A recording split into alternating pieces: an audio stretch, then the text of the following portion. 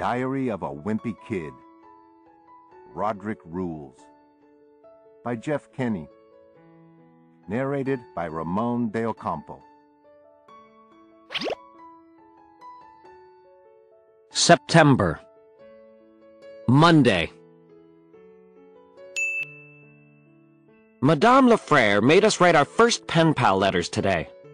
I got assigned to this kid named Mamadou Montpierre, and I guess he lives someplace in France. I know I'm supposed to write in French and Mamadou is supposed to write in English, but to be honest with you, writing in a foreign language is pretty hard. So I really don't see the need for both of us to stress out over this whole pen pal thing. My first letter to him said, "Dear Mamadou, first of all, I think we should both just write in English to keep things simple. By the way, remember how I said I was going to end up sitting on Manny's spiky tinfoil ball thing? Well, I was half right. Rowley came over today to play video games, and he ended up sitting on it. I'm actually kind of relieved, to be honest with you. I lost track of that thing a couple of days ago, and I'm just glad it finally turned up. And in all the commotion, I threw Manny's gift in the garbage.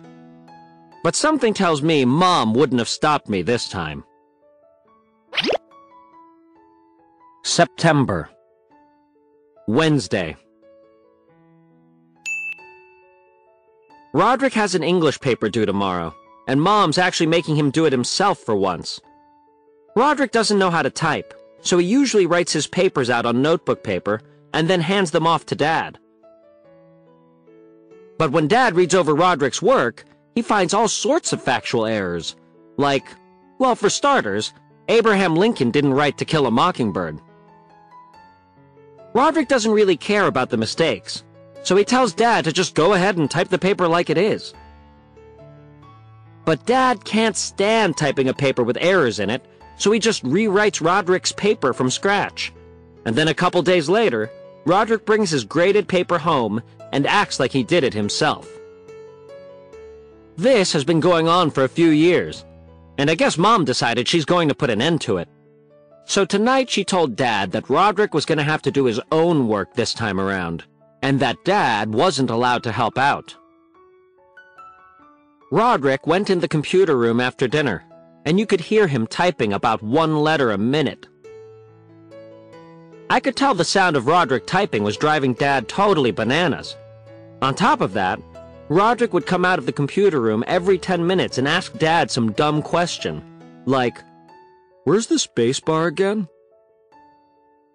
After a couple of hours, Dad finally cracked. Dad waited for Mom to go to bed, and then he typed Roderick's whole paper for him. So I guess this means Roderick's system is safe. At least for now. I have a book report due tomorrow, but I'm really not sweating it. I found the secret to doing book reports a long time ago.